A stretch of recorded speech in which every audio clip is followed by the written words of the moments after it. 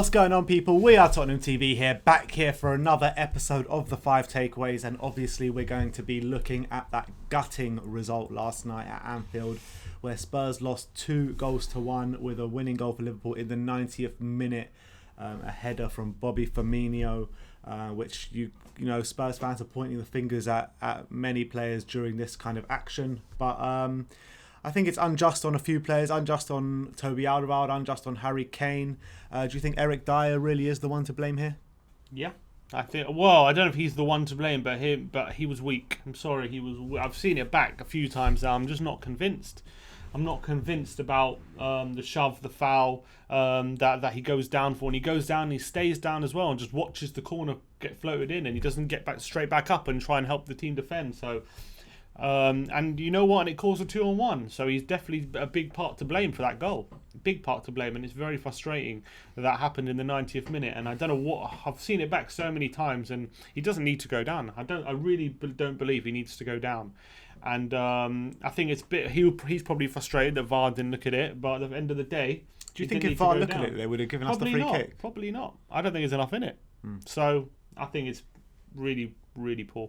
All right, well, let's get into the 5 takeaways. And the first takeaway we're going to be looking at is incisive Spurs. Yeah, so we really did the most with our possession when we had the chances. We had 8 shots compared to Liverpool's 17.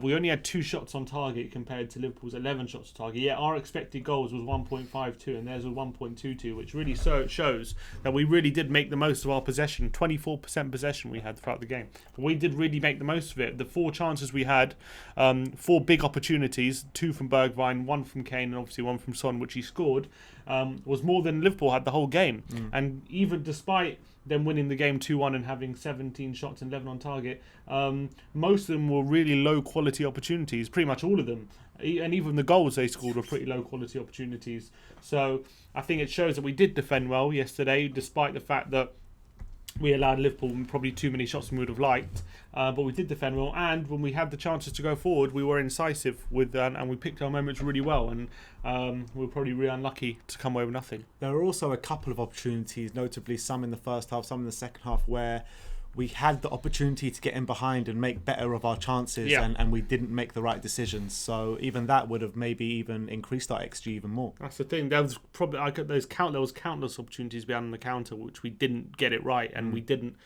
get the opportunities through. And that's obviously due to the quality of the team. That has to improve. But I think there was definitely a lot of opportunities there for us, and we'll probably be very frustrated till we leave the game with nothing to show for it. Let's move on to the second takeaway from the game last night, and that is the ever-impressive Serge Aurier. Yeah, he really has come on again, leaps and bounds this season. We're seeing the real Serge Aurier He really now. is. This is definitely the best Serge Aurier we've seen.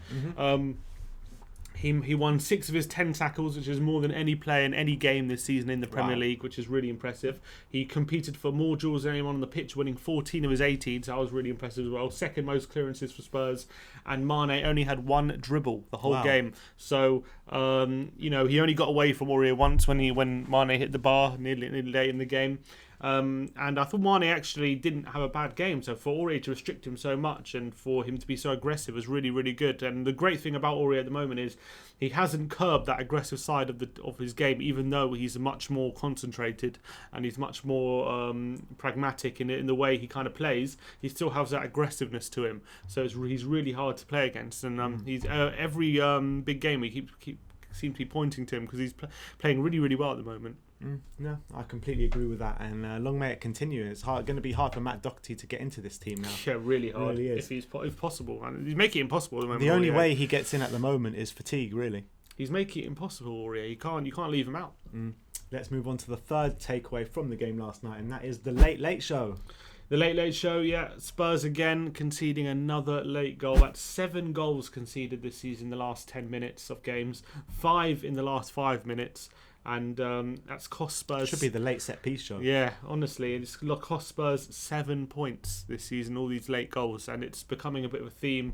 And it's one that we definitely need to reverse because it's really frustrating giving these goals away late in games, and something Mourinho must be really, really angry about, to be honest. He must be pulling out his hair, seriously. Yeah, because you go through the whole 90 minutes playing really well, and then you just give up all these goals late on, and it's costing us. It's costing us 7 points there. And at 7 points in those games, Newcastle, West Ham, and Liverpool, well, we should have been getting at least... especially in the West Ham Newcastle game, should be getting 2 wins, and Liverpool should be getting at least a draw. So it's really bad. It's really bad how many points it's cost us. Yeah, I mean, and even more, it hurts even more that they all coming in similar kind of goals, set pieces, headers. It's just really, really hard to take, to be honest, and we need to iron it out soon before it becomes a real problem in this season. Exactly. Let's move on to number 4, and the 4th takeaway is the sensational Heung-min Son. Yep, he got another goal, yet another goal on Wednesday night, taking his tally to 11, which makes him joint top with Salah and Calvert-Lewin in the scoring charts. But just to put into numbers how impressive his shooting has been this season, he's had 18 shots, right, throughout the whole season. 14 of them have been on target. Of those 14, he's scored 11, right? So 11 goals, obviously, so only 3 of them saved. Of the 4 shots he had that hasn't hit the target, he's hit the post twice, and he's missed. He's missed the other 2. So he's only not hit the goal frame, missed the target twice in 18 shots this season, and he scored 11 of them. He is so clinical. He's literally making the most of every shooting opportunity possible, and he really has. We say it every week. He's completely elite now, and he's showing it week in, week out, even in the biggest games. I mean, everyone for the past couple of years are talking about, is Son an elite winger? Can you put him on a pedestal with Salah and Mane? And the reason why you couldn't was because of his kind of output in goals. He was getting average around 10 to 15 goals a season, something like that. And now you're really seeing that the work on the training ground he's doing with his finishing, obviously learning off Harry Kane, learning off other people, but you got to say that he is now up there on a pedestal with these players, with the Manes, with the Salahs, top goal scorer, joint top goal scorer in the Premier League now, and he's just getting better and better. And I think he's even more versatile than those players. He can play right, left and centre, and he's pretty good at all those 3 positions. Yeah, I don't think there's a question anymore that you can talk about where Son isn't an elite winger. Yeah, well, forward, I would say, more than elite forward. Well, forward, yeah.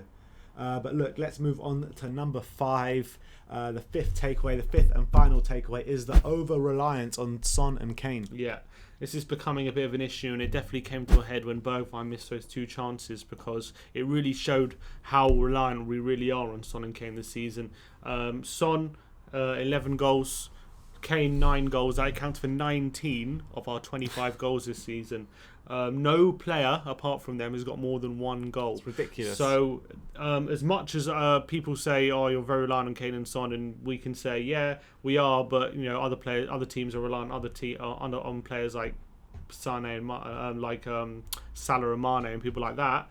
Like, only 1 goal between, no one's got more than a goal. Come on, we need to start improving that. People need to start contributing, and it really came to a head when Bergwijn went through 1-on-1 twice, missed both opportunities, and we ended up losing the game. Whereas Son, went through 1-on-1, takes it with aplomb, and that's what they need to be doing. These players, when they have the chance to put the right wingers and other players in the squad, we need to start helping out Kane and Son, because they can't do it the whole season all by themselves. They're going to go through a rough patch. It's going to happen, and when they do, they're going to have to step up, and if they don't, we're going to be losing points.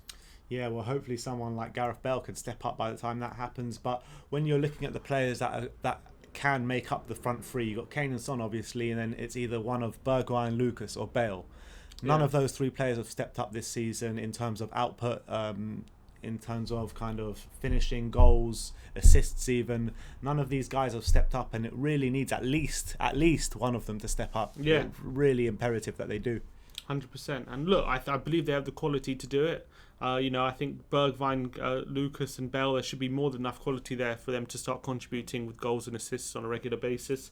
They just haven't shown it yet. Maybe they haven't have to, because Kane has not just been that good or whatever, but we just need them. We need them now when we know Kane and Son aren't having the best days. We need other people to start stepping up. Yeah. And hopefully they can do it sooner rather than later. I believe Bergwijn was in a way a step in the right direction, because he's actually got opportunities, whereas before he wasn't even getting them. But he needs to start taking some. And hopefully, from now, we've got 6 games from now till the new year. Hopefully they can show in those games a bit. I think 4 more games. Or sorry, 6 games till halfway for the halfway point, aren't we? So hopefully they can show between now and then at least that they can contribute. All right, so there you have it. Those are the 5 takeaways. The 5 takeaways were the incisive Spurs, impressive Aurier, the late show, sensational Son, and the over-reliance on Heung-min Son and Harry Kane. Let me know if you've got any other takeaways from the 2-1 defeat at Anfield last night. Like, subscribe, and comment. And as always, come on, you Spurs!